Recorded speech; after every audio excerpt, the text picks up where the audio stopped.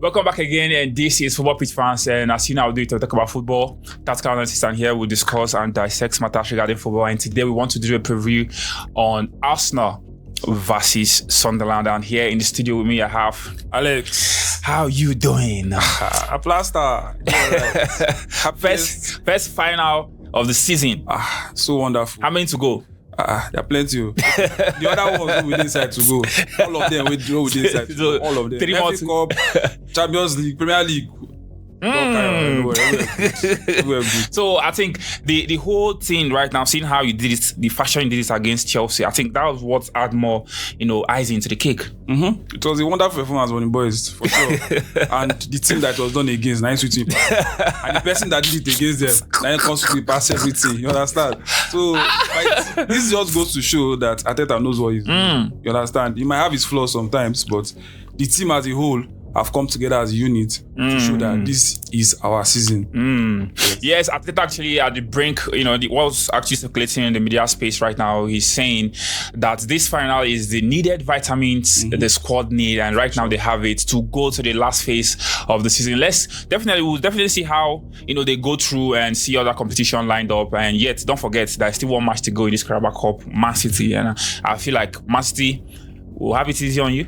Well, I will be, how would I say it? I'll be biased to say that, okay, I'm not scared for playing Man City in the final. But Man City is a very strong team.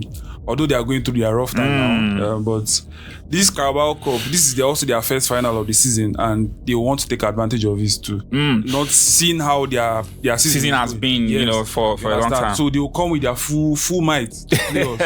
But our own might, strong past their own. Understand? So all right, so let's quickly dive into this. We are going to see how the managers are going to set up in this game, Arsenal versus Sunderland. We're going to talk about the stats and also how the fans are feeling and what this game means. And after this prediction, we are going to definitely drop what we think about this game, which is enough reason for you to stick around to hear our prediction, going into this game. Right now, talking about stats, Arsenal versus Sunderland. I think it's been like 6-7. It's been a long time since Sunderland actually saw a win against Arsenal, and the least they have done against Arsenal is a draw. I think the last 5 games, Arsenal have had 3 wins. Sunderland have had just 2 draws. So it's something I feel like Arsenal will definitely have 1 point guaranteed or 3 points. So hearing Sunderland going against them in this game, this fixture by this time of the season, what comes to your mind?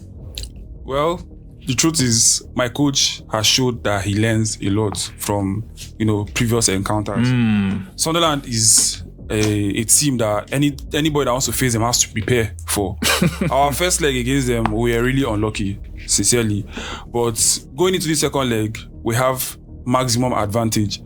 We have the advantage that we are playing at home, and we have the advantage that Granit Xhaka is not playing.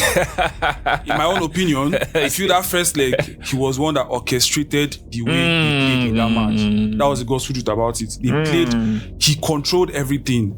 You understand? And Arteta's strategies, yes, didn't work out well. But now I know my coach has he has improved. Right? He has learned. You understand? And he has shown over time.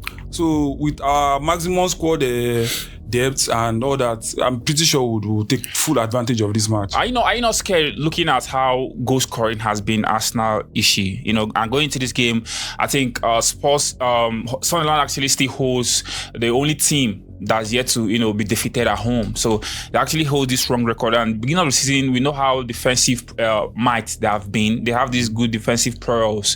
Now going against Arsenal, as an Arsenal fan, you're not scared. Because I think goal drought has been an issue for you, scoring goals, easily and all, and meeting the Sunderland side who actually plays compact. How scared are you? I am not scared. Are you sure you're not scared? Are you sure you're not scared? First of all, you're talking about the goal drought. Goal drought, yes, but I feel the reason why we have goal drought is because of the supposed lineup which our coach brings out in every game. He brings out a striker who is an out-and-out striker and a midfielder that doesn't feed him. But he has learned in the past couple 2-3 games to see that, okay, he has to put someone that will feed this striker in order. And the striker I'm talking about is Gyökeres. a midfielder that will feed him direct balls that will make him have. Gyökeres has not been what we expected. But we know that given the space, Gyökeres will turn up. for sure. He has showed that in the past couple of 3-4 games. He has showed that.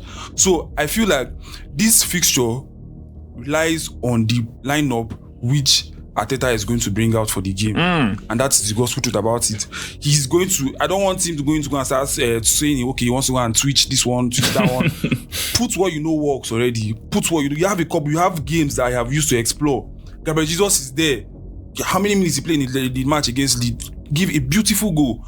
Gyökeres is there. You already know who is there to activate him. So he has to do something. I'm not scared of Sunderland. This is our home. They will not beat us. They will not even see draws. We will win them. So let them never. All these talks never matter.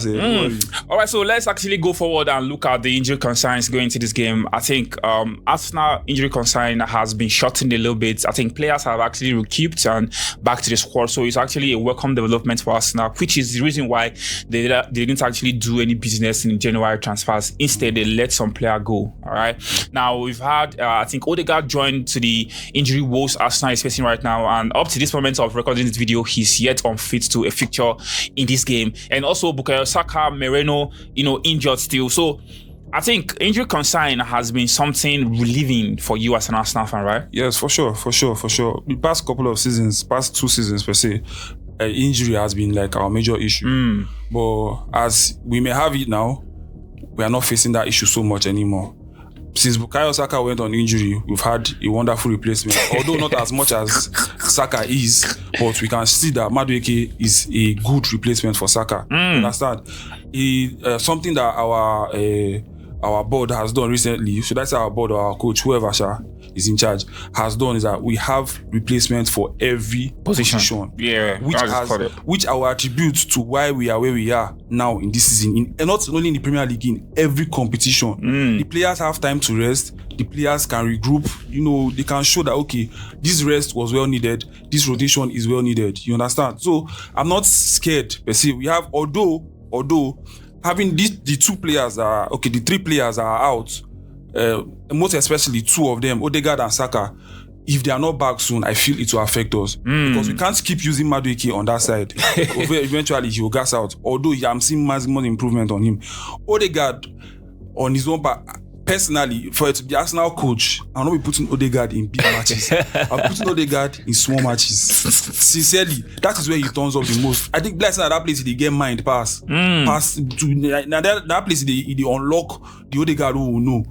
You understand? So I feel normally the injuries will affect us, but in going into Sunderland, I don't think is something we should worry ourselves about. Merino, yes, that one I just chameleon. I don't even understand that guy. I'm pretty sure Merino will be able to make us not buy anybody this because we don't know whether to buy striker or to buy midfielder. You understand? Because position. He gets good position. We don't know where to buy. But as normally, if in our previous seasons, say we don't buy anybody this transfer window for the para. Yeah. But I'm not even concerned. You understand? I'm not concerned at all. So I'm good. We are good. Now, quickly, let's actually look at it in this aspect. I want you to tell me, talking about the lineup and what you feel the coach can actually line up. Just tell me the front 3. Right, the pairing of the front 3 you want him to start in this game to really, because goals has been the concern for Arsenal. So the front 3 and maybe 2 midfielder added up. Tell me what do you think is going to start from there? Normally, I feel Gyökeres is definitely going to start. He didn't start the last game against Sunderland, and we needed him because Sunderland is a very physical. So you don't need Gabriel Jesus? No, Gabriel Jesus. You don't need Havertz? No, Havertz will come. Don't worry. Havertz will not play as a top 9 for us yet. You understand? Even after the match yesterday against Chelsea, it was just because I thought I just wanted to show this Chelsea squad that I get what I feel use past you. Now I put Havertz for the Havertz squad. You understand? But aside that, Gyökeres needs to start. Our last game against Sunderland that we drew, we lacked maximum physicality. And I'm not sure there's anybody as physical. Aside my 2 central backs, I'm not sure there's anybody as physical as Gyökeres in my team. We need him to bully that defense, that Sunderland defense. Then somebody that will always be behind him in the name of Havertz. Either Havertz or Easy. So you want to start Gyökeres, Havertz? Yes. At the same time? Yes. Gyökeres in front, Havertz directly behind Gyökeres. So, what do you call him? Trossard on the right. I don't think he'll start Martinelli, but I want him to start Trossard. Start Trossard on the left, then Madueke normally on the right. Madueke. Yes, that was the front three. You know, I feel like he does twist it a little bit when it comes to that front three. And sometimes you may be surprising to see Martinelli starting from the right, you know, whereas you see Eze starting from the left. But let's actually see what the gaffer actually has to, you know, profile in this game. And 3 points is what's needed for any lineup he comes out with. We've actually gone through it. We've seen the injury concerns. We've seen the areas the manager has to improve, and also the startup in this game. Now tell me, what is the expected scoreline going into this game? One thing is for sure, Sunderland is not going to score me. They will not score me. They won 3-0 against Burnley, and Burnley actually is defensive too. But it's all 3 goals past them. That is Burnley. They are not the league leaders. Burnley, people like say they even go to relegation. So those cares not taking. That is Burnley. They are playing Arsenal in the Emirates. They will not score us. So I am saying with my full chest, this will be a 2-0 win to Arsenal. Why do you pause? I want to say 3-0, I pause, but let me just 2-0 because that's Sunderland. They can be stubborn.